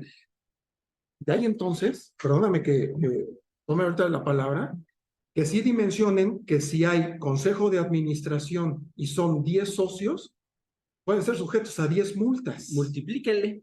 Así es. Y eso es lo que, a ver, siempre lo hemos visto, ¿no? Como autoridades. ¿A dónde le duele más al ciudadano cuando incumple una norma? En el bolsillo. Y la autoridad eso lo tiene perfectamente definido. Si tú no cumples con una norma, ¿a dónde te duele? En el bolsillo. Entonces, por lo tanto, la sanción, unos pudieran decir es que es muy gravosa, es que es muy alta, ¿a dónde se consideró, cómo se ponderó? Que si yo no cumplo con esto son 500,000 o si no cumplo con esto son 2 millones. El legislador así lo atendió y el legislador así lo redactó, así se aprobó en la Cámara de inicio y en la Cámara Revisora, pasó a la ley, lo aprobó el presidente y por lo tanto está publicado. Podemos pelearnos que si es mucho, es poco, que si es gravoso, que si yo no tengo la capacidad económica de pagar la multa, sí, inclusive hasta la puedes ganar, pero el hecho de que te le impongan, que te lo suban a un crédito fiscal, que aparezcas en la lista del 69 por un crédito fiscal sujeto a cargo del contribuyente y los efectos que esto trae, ya te ponen en una situación de riesgo. Y por algo que realmente es sencillo y fácil, integrar un expediente. Integrar un expediente va a ser identificar perfectamente al beneficiario controlador, inclusive le va a servir al empresario, amigo. Algo que no hemos mencionado es que cuando viene una carga administrativa, sirve para otras cosas. ¿Cuántas de las personas morales ni siquiera tienen los libros? No tienen emitidas las acciones, no tienen muchas cosas. Inclusive nos serviría como una auditoría legal para saber, desgraciadamente ahora que pasamos la pandemia del COVID, ¿cuántos de estos socios, representantes legales, accionistas fallecieron desgraciadamente? Y nadie supo qué hacer en ese momento. Y si era un beneficiario controlador, ¿cómo resolver estos temas? Entonces, a veces se pierde la dimensión de que una carga administrativa, como puede ser el beneficiario controlador, nos va a resolver muchas cosas. Entonces, hay que aprender a cumplir con la obligación, sí, es carga, pero hay que cumplirlo, porque el efecto económico, y lo vuelvo a reiterar, ¿dónde nos duele más? Nos pasamos un alto, ahora con las famosas multas cívicas, ¿no? Sí. Ah, pues me pasé el alto y pues ya no pasó nada, sí, a lo mejor ya no te cobran numerario, pero haz tu examen para pasar el examen y si no lo pasas no puedes verificar. Y entonces, pues, si no verificas, entonces ahora si viene una sanción por no verificar en tiempo, no puedes circular y entonces ya te pegó el efecto. Es igual en materia fiscal. Si no cumples, no solamente es la sanción económica, trae otros efectos en la vida de la persona moral o la vida de la persona jurídica. Entonces hay que integrar el expediente y no nos quita tiempo. Nos quitará meternos a investigar y saber inclusive cómo está la estructura de la sociedad, amigo. Y estamos a sus órdenes para ayudarlos en la integración de sus expedientes. Por favor, tengan la confianza de contactarnos y nosotros con mucho gusto les vamos a dar la guía, cómo hacerlo, cómo integrarlo para evitar estas consecuencias legales. Así es, ¿no? así es. Porque el dolor, pues el dolor en el bolsillo del empresario, de la persona moral, de la persona física, hasta por la multa de tránsito, la infracción de tránsito, pues siempre duele. Pega, ¿no? Sí, claro, ni siquiera se tenía contemplado, es como una enfermedad. Tú no tenías previsto la enfermedad y cuánto te cuesta. enfermarse es prohibitivo en este país, porque si no, te sale carísimo, ¿no? Y aquí, y otra de las preguntas que seguramente se harán las personas que nos están atendiendo es, ¿cómo determinar quién es el beneficiario controlador? Y ese es un punto importante, porque si yo ya tengo toda la guía de lo que debe integrar mi expediente, pero ahora, ¿cómo determino quién es el beneficiario o quiénes son los beneficiarios controladores? Y aquí yo tengo un ejemplo muy sencillo que es la diferencia entre titular legal y beneficiario controlador. ¿Por qué? Porque no es lo mismo el beneficiario legal o el titular legal, como es el representante legal, el administrador único o el presidente del consejo, que realmente el beneficiario controlador. Aquí hay que saber realmente quién recibe el beneficio económico. Y pongamos un ejemplo, decreto de dividendos. ¿Quién es sujeto de un decreto de dividendos?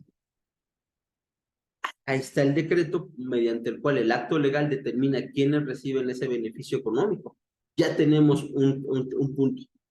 Decreto de dividendos. Oye, ¿quién es por la parte accionaria? La ley marca que a partir del 15% de tenencia accionaria ya es en automático beneficiario controlador. Sí. Oye, hay 3 de 15%, pues los 3 son beneficiario controlador. Oye, pero es que el otro tiene una tenencia accionaria mucho mayor y es el que realmente toma las decisiones.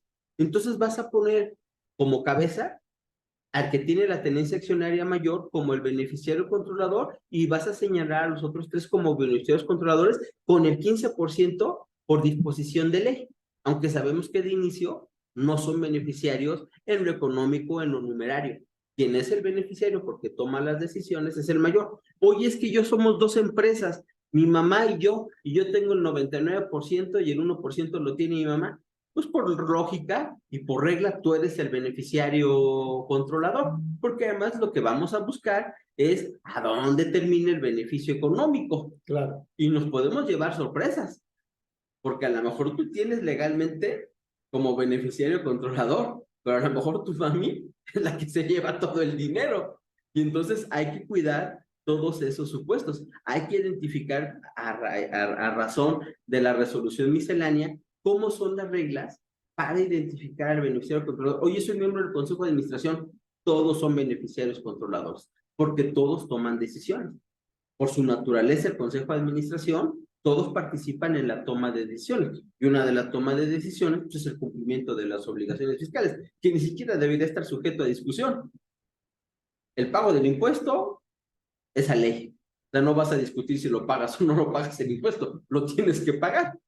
Pero si hay algunas decisiones que impliquen, como lo decía al principio, la omisión, el incumplimiento, la erosión de la base, pues evidentemente eres un beneficiario porque esa omisión, ese incumplimiento, esa erosión, esa planeación, trae un beneficio.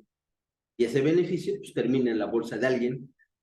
Pues yo creo que eso sucede a manera de chiste.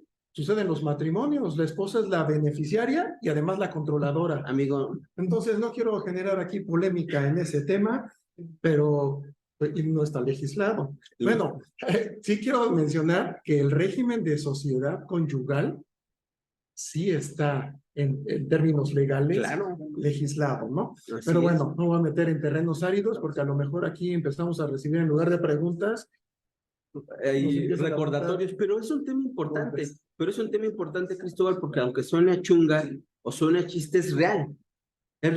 Muchas veces esa sociedad conyugal o esa esposa o esa concubina tienen un beneficio económico de la sociedad y es utilizada como vehículo para recibir beneficios fiscales o para recibir beneficios económicos y no es ni socia, no es miembro del consejo, no es representante legal, no es administradora, pero cuando se sigue la ruta del beneficio económico, llega esa persona.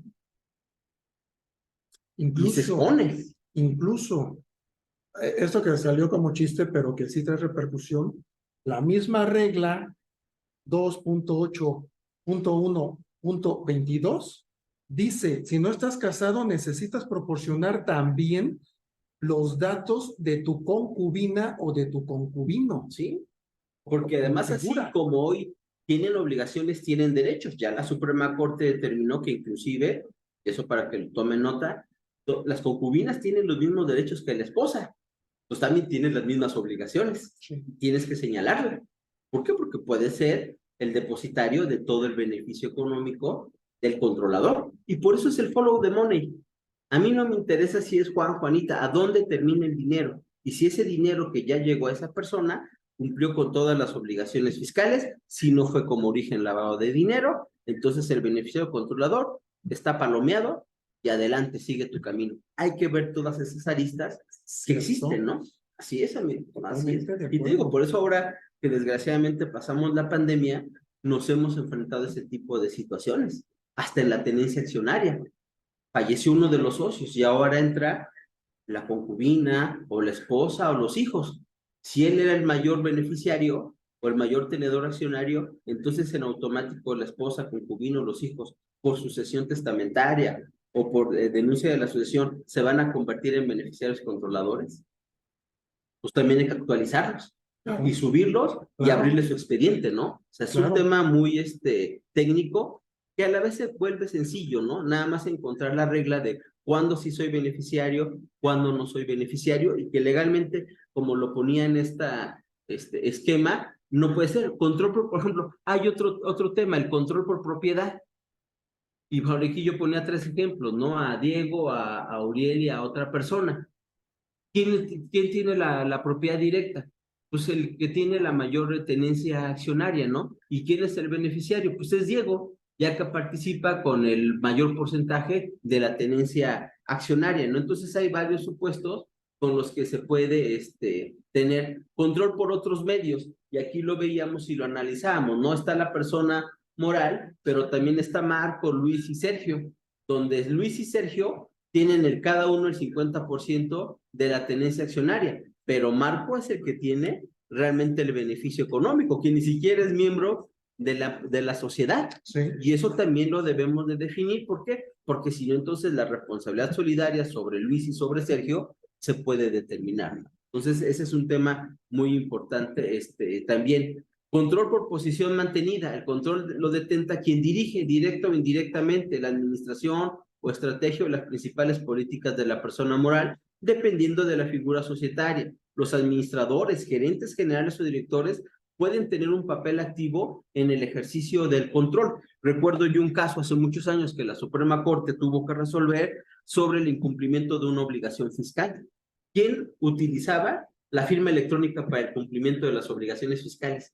No había una figura definida. Ahora sí ya, la Suprema Corte dijo, quien tramite y obtenga la fiel y sus contraseñas es la que debe de cumplir las obligaciones fiscales, porque es la que utiliza para presentar declaraciones y pagar impuestos.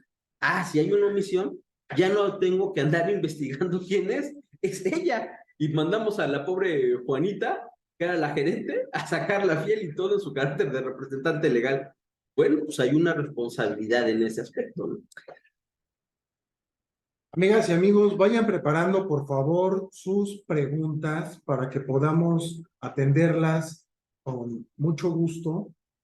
Y en un momento vamos a dar paso y vamos a iniciar con la sesión de preguntas y respuestas. Nos va a dar mucho gusto su participación.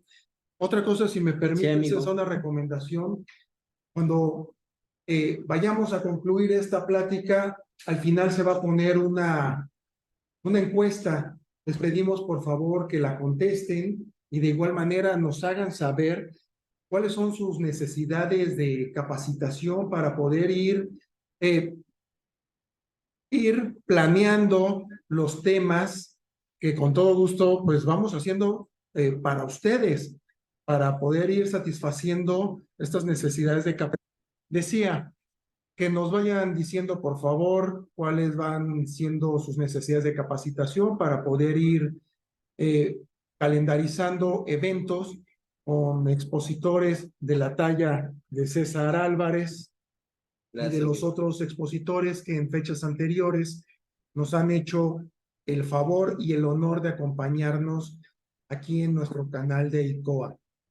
No sé si quieres agregar algo más. Pues nada más para puntualizar y que se queden con una idea, porque lo más importante es definir, bueno, ya me dijeron todas las implicaciones, ya me dijeron todos los riesgos que implica, todas las consecuencias que trae, ¿Cómo poder definirlo? Y les venía poniendo algunos ejemplos. Las otras cuestiones con las que podemos definir como paso uno es ¿cómo se identifica esta parte, no? Y por ejemplo, ¿quién impone decisiones en la asamblea o en el órgano del gobierno equivalente a la persona moral?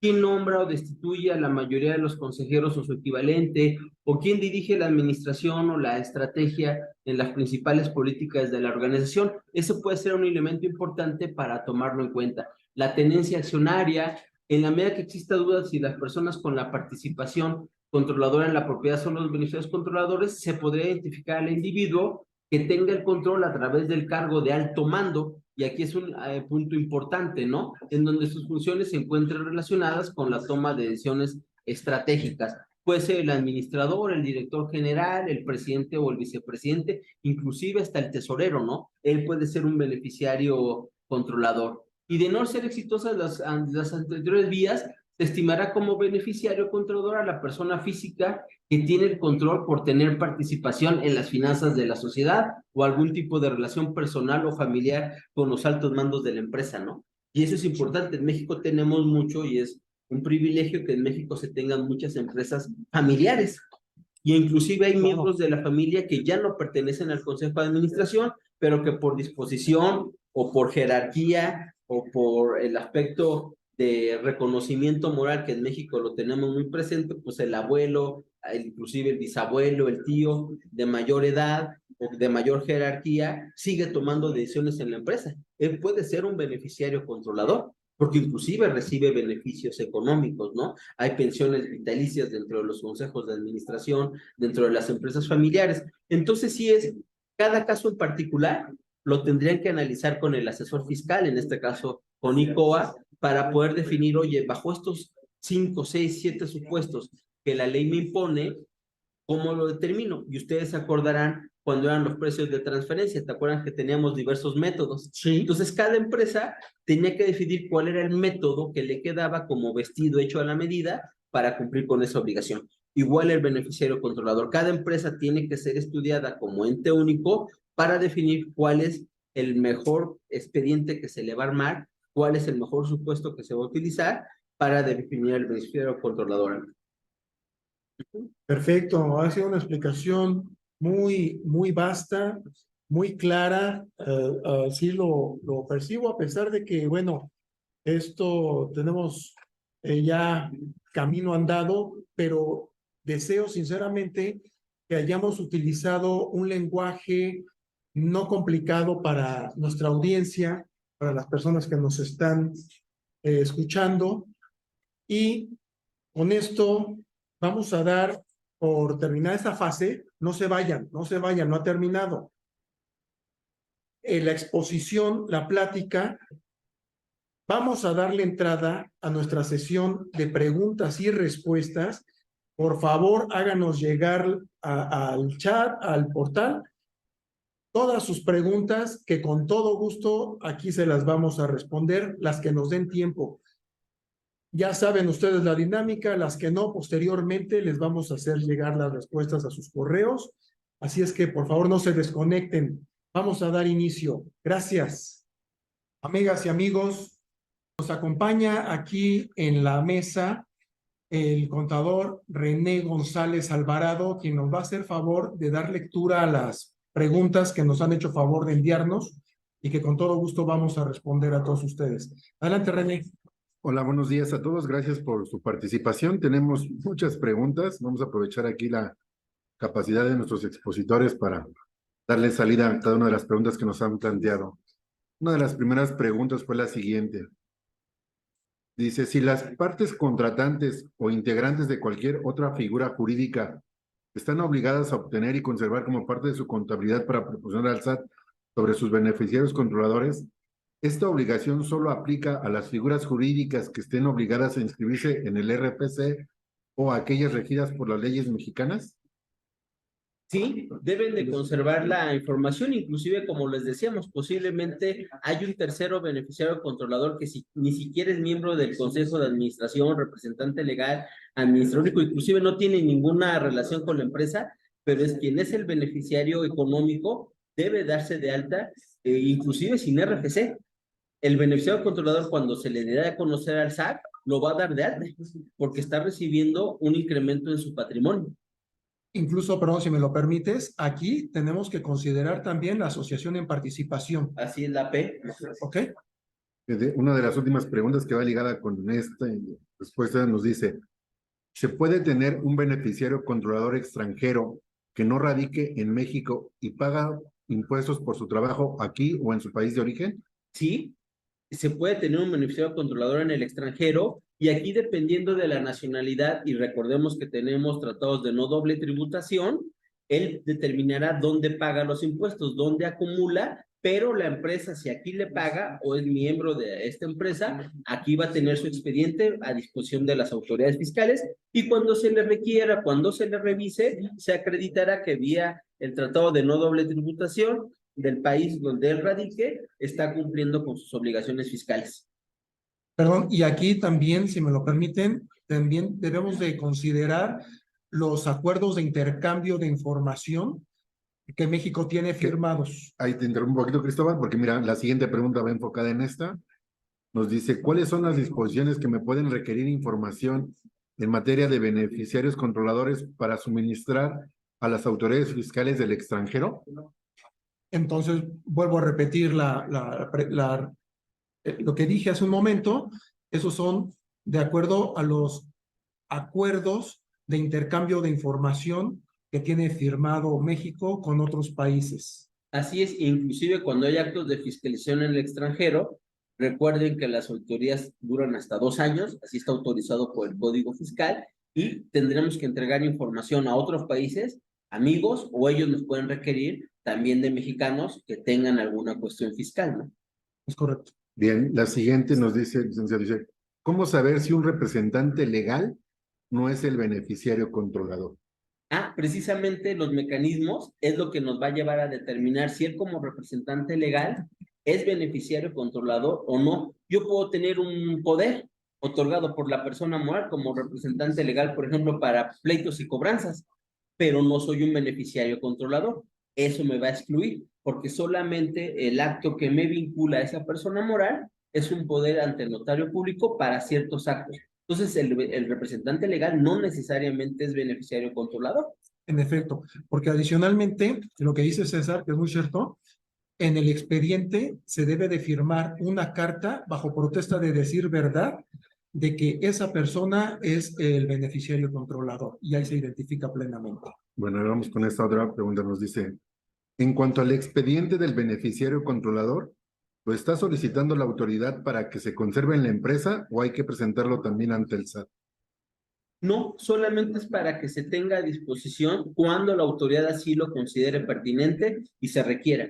No hay ningún mecanismo de disposición hasta el día de hoy que nos obligue a subirlo a alguna plataforma, a mandarlo vía el buzón, no, hay que tenerlo a disposición. Inclusive yo recomendaba, como lo comenté hace rato, que no solamente sea la empresa, sino que inclusive quien es el beneficiario controlador tenga su expediente aparte para que el día que salga o deje de estar bajo ese supuesto, tenga cómo determinar hasta qué momento fue beneficiario. La siguiente nos dice, cuando es asignado el beneficiario controlador, tiempo para reportarlo ante el SAT. Me imagino que aquí dice, ya identifiqué a mi beneficiario, ya cumplí con las reglas conforme al expediente. ¿Cuánto tiempo tengo para reportarlo ante el SAT? No, no hay una disposición que te obligue a presentarlo. Lo que vas a tener es ya tenerlo listo para que el día que te requieran tienes lo que manejaba el contador Cristóbal, esos 15 días naturales para informarlo. La siguiente nos dice, ¿cuál es el grado de responsabilidad solidaria que adquiere la figura del beneficiario controlador en cuanto a las responsabilidades fiscales? Pues nada más hay que leer el artículo 26 del Código Fiscal de la Federación para saber que la omisión o el incumplimiento se hace en manera de cuantía, es decir, de pesos y centavos, y si el daño o perjuicio al Estado mexicano, al erario mexicano, fue de 1 millón, pues hay que determinar vía la participación accionaria y vía la toma de decisiones cuánto te corresponde a ti de esa omisión. Ok, la siguiente nos dice, la parcialidad fiscal de la que hablan para que un contribuyente no se salga de esa balanza, ¿se puede contrarrestar con un fideicomiso? A ver, no entendí mucho. Hablamos de los fideicomisos como una figura que se utilizó durante mucho tiempo para proteger el patrimonio, inclusive como planeación de carácter fiscal. Hoy, al ya no existir secreto fiduciario, si hay a través del fideicomiso un beneficiario controlador, que serían los fideicomisarios, pues hay que manifestarlos. Luego nos dice, va de la mano, en el caso de los fideicomisos también se debe identificar. Claro, Sí. así es. Bien. Dice, Perdón, pero no nada, en el fideicomiso, todos los integrantes, es el fideicomitente, el fiduciario, Y los fideicomisarios, que todos, son los todos, importantes, ¿no? las tres personas que figuran, nos dicen por aquí, 3, 4. ¿qué pasa si más del 15% de los socios es una empresa extranjera? Es beneficiario controlador y a la vez hay que identificar dentro de esa empresa extranjera quiénes son los sujetos, personas físicas. Acuérdense que aquí el tema de beneficiario controlador no redunda o no recae la responsabilidad sobre la persona moral. A quien se le sigue el paso es a la persona física. Entonces, a Juanito, aunque esté en una persona moral extranjera, es Juanito el beneficiario, ¿no? ¿Cuántas estructuras se crean en México y en otros países de varios niveles, donde al mismo tiempo ese Juanito que es mexicano es Juanito en Arabia Saudita y allá es el beneficiario controlador? O sea, ya hay que identificarlo, porque es donde va a terminar el beneficio económico financiero. Por aquí, por ejemplo, yo sí quisiera abundar en esta pregunta, licenciado Álvarez. ¿Qué pasa cuando yo no tengo la empresa en México y me dicen que mi socio es una empresa extranjera, una sociedad o una, ya sea mexicana o extranjera? Le tendría que remitir a mi sociedad, a mi tenedora extranjera o mexicana, dame el nombre de, a tu vez, de quiénes son tus socios tuyos hasta llegar a la persona física, De inicio, o si hubiera otra estructura arriba que es otra persona moral y demás, ¿no? de inicio, ¿cómo? tú tendrías que señalar, porque es una obligación del derecho nacional, tú tendrías que señalar a esa persona moral en el extranjero como el beneficiario controlador. ¿Qué sucedería?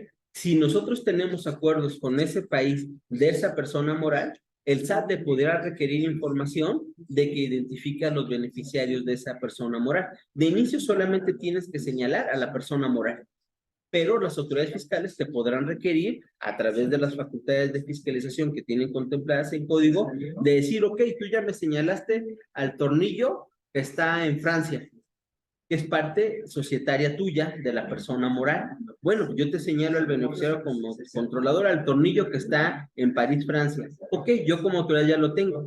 ¿En dónde terminan los beneficios? Pues terminarán en Jean-Paul Couter, que es el que recibe el beneficio económico. Yo le podré requerir información al Estado francés para que me informe si él es su beneficiario controlador, y Francia pertenece al grupo de acción financiera, pues nos lo va a tener que entregar.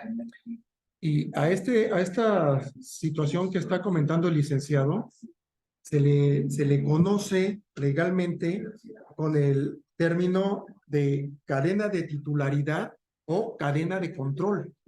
Así se reconoce actualmente estas figuras. Y la siguiente pregunta, que a lo mejor va un poquito de la mano, nos dice, en el caso de no contar con un beneficiario controlador, ¿quién ocupa este puesto? Eso no existe. Siempre va a haber un beneficiario controlador. Ni modo que estén trabajando de a gratis. Siempre hay un beneficio económico, inclusive lo manifestaba el contador Cristóbal.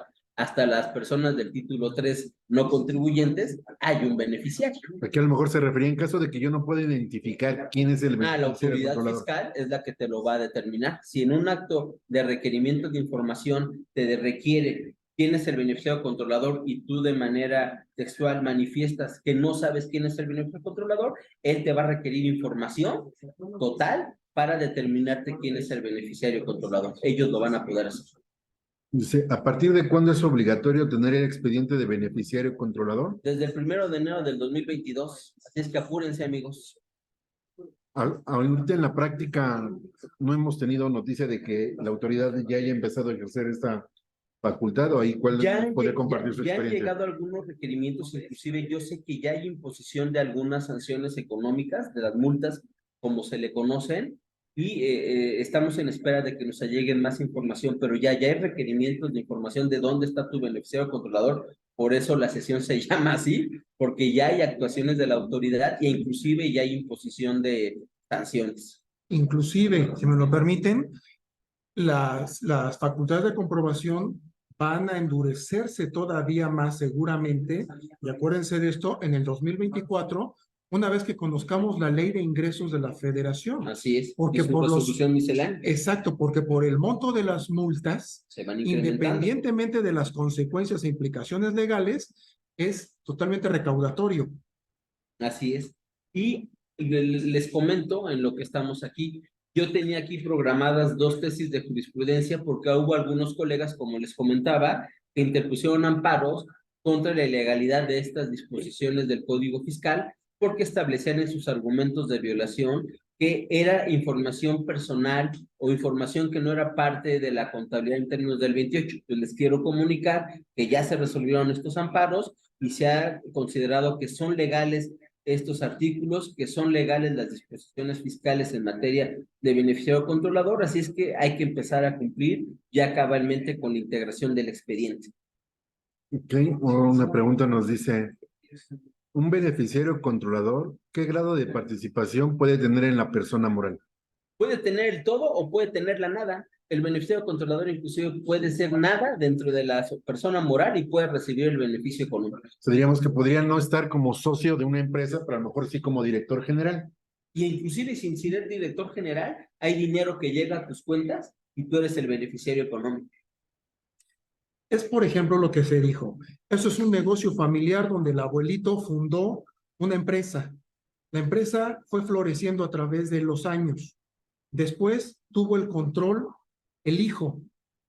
Y el señor, el hijo, tiene a sus hijos y entonces los nietos ahora lo llevan el control o los hijos porque el fundador es una persona mayor y dice, yo ya trabajé suficiente, me voy a mi casa, ustedes se encargan. Pero no se mueve aquí un peso si yo no lo autorizo. No se vende nada si yo no lo autorizo. Esto y lo otro, aunque él ya nada más sea honorario, ya no esté en escrituras constitutivas, ni forme parte de todo, del consejo, al fin del día dice, pero a mí me reportan mi dinero. No puede quedarse como trabajador simplemente y recibe su milloncito de pesos, ¿no? Como trabajador. Y yo como contador, por ejemplo, si yo veo en actas que no está, ya no tiene participación accionaria, como mencionan, tampoco es miembro del consejo de administración o de la parte directiva. Es que ese entonces, ¿cómo yo, contador mortal, cómo podría identificar que esa persona es el abuelito que están mencionando? Te entiendo y va a ser complejo, porque y por eso decía el contador Cristóbal hace rato, firmamos un documento bajo protesta de decir verdad, que yo soy el beneficiario controlador o que yo, como perito en la materia que eres contador público y con las disposiciones fiscales que ya conoces, tendrías que identificar quién es el beneficiario controlador. Oye, es que yo no sé que el abuelito Genaro sigue tomando las decisiones. Sí lo sabemos, al final del camino, ¿no? ¿Podrías dejarlo fuera del beneficiario controlador? Sí, pero tendrías que señalar a los otros por la estructura societaria. A lo mejor no lo vas a señalar porque no tienes elementos documentales que a ti te lleven a determinar eso. Vas a tener que determinar los otros, ¿no?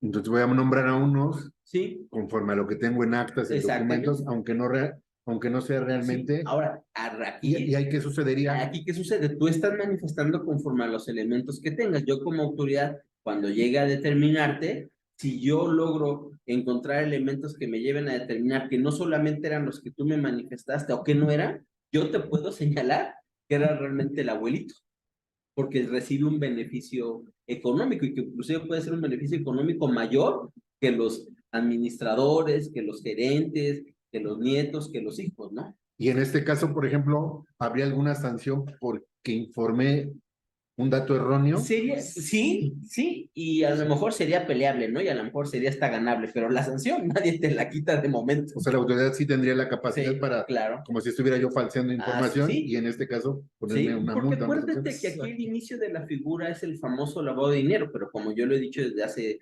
el año pasado, la figura del lavado de dinero, las empresas, ustedes como firma asesora, no tenemos ese problema. El problema es que va a lo fiscal y después a la discrepancia fiscal. Entonces, eso es lo que hay que cuidar. Porque, a ver, señor, explíqueme usted, don Genaro, ¿por qué sigue recibiendo 1 millón de pesos mensuales? ¿Cómo lo acredita? Pero esto que acabas de decir, de que si hay una sanción, sí, Es la fracción tercera del artículo 84M, que te dice que presentar la información a que se refiere el artículo 32B ter de forma incompleta, inexacta, con errores o en forma distinta a la señalada a las disposiciones aplicables. No hay un dolo. Ahí está encuadrada la Ahí- situación. Ahí se encuadra esa situación que ¿Y acabas de cuál plantear. sería la sanción? No hay dolo, no hay mala fe, pero hay un error. Bueno, pues la sanción de acuerdo al 84N va de 500,000 pesos a 800,000 pesos por esa sanción que acabamos de platicar. Por Ese error. Sí, Así vaya. Estaría eso. Es decir, la transgresión de la norma es lo de la fracción tercera que acabamos de decir, y la consecuencia jurídica pecuniaria es precisamente la de los 500,000 a los 800,000 Y pesos. ahí entraríamos a cuál me aplica, que si Así soy es. reincidente, es mi primera vez, quizá la Claro, menor, etcétera, Claro, ¿no? todas esas Pero bueno. situaciones. Ahora, perdón, nada más quiero abundar un poco en esto. Las autoridades fiscales que están muy capacitadas para esta situación, porque nosotros lo vemos desde otro contexto, pero la autoridad fiscal se va a llegar de todos los elementos y va a buscar el camino que llevó el dinero, que lo lleve hasta el abuelito. Incluso la autoridad fiscal puede hacer uso de la verificación en el sentido de ver si existen signos externos de ingresos y las tarjetas de crédito y aquí y allá, y ahí te pueden ir. Por eso va la discrepancia fiscal, amigo. Ok. Bien, otra pregunta nos dice, para cumplir con esta figura, ¿solo es necesario tener el expediente armado o se presenta algún informe? Solamente el expediente armado. No hay ningún informe que presentar. O sea, realmente entonces mi obligación es tenerlo, como Así dicen. es como en materia de lavado De de dinero. dinero. Tú tienes que tener el expediente. El día que Dios bendito nunca te Suceda. pase, tocamos madera, pero el día que te caiga, pues tienes el expediente, ¿no? Y ya no pasa nada.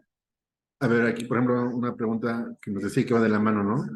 ¿Qué plazo se tiene para entregar la información del beneficiario controlador una vez que la autoridad lo requiera? Que caemos en el supuesto que estás diciendo, nos tocó la mala suerte. Si te dice el código que son 15 días hábiles contados a partir del día siguiente hábil a la fecha en que surte efectos la notificación, de acuerdo a lo que establece el 135 del Y código. puedes 15 pedir días. una prórroga. Prórroga a petición del contribuyente de 10 días adicionales. Así O es. sea, prácticamente tendríamos un mes, 25 días, un mes, una Más, semana. exactamente. Pero a ver, Para tratar de- ponte a correr. Es como la revisión de discrepancia fiscal, que son 25 días. ¿Tú crees que tendrán la capacidad de integrar? Sí, no, y 25 vamos días? contra reloj, ¿no? Así Entonces, es. lo mejor es ir previendo, ¿no? Así es. Y esta última, a ver, vamos a ver si le podemos entender. Dice, ¿cómo le van a ¿Cómo le hacen? ¿Cómo le hacen si van a auditar a una física para checar sus propiedades, si vive en o tiene estas en zonas ejidales o comunales? ¿Se van al agrario paralelo o a lo penal? Sí, recordemos que las autoridades pueden solicitar información. Inclusive hubo una planeación fiscal donde algunos se volvían ejidatarios para obtener algunos beneficios fiscales. Pues hay un registro nacional agrario y se le puede solicitar al registro nacional agrario a través de la Procuraduría Agraria que se entregue esa información. Así es que sí, sí se puede llegar a ellos. Bueno, pues creo que son todas las preguntas, ya no nos son tiempos, nos quedaron 2 o 3 en el tintero, pero bueno, yo creo que por tiempo ya vamos a culminar. Cristóbal, te cedo la palabra.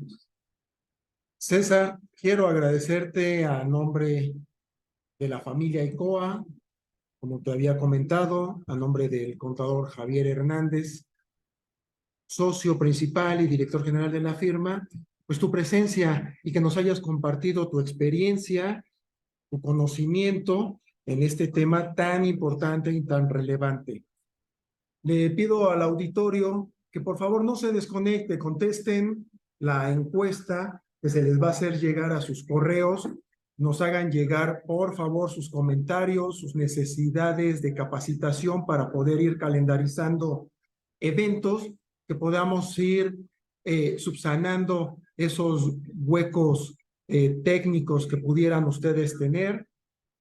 Por mi parte, les agradezco a todos ustedes el que hayan permanecido aquí con nosotros y que siempre nos hacen el honor de acompañarnos. Muchas gracias. Muy buena tarde. Hasta luego. Gracias. Buena tarde, gracias.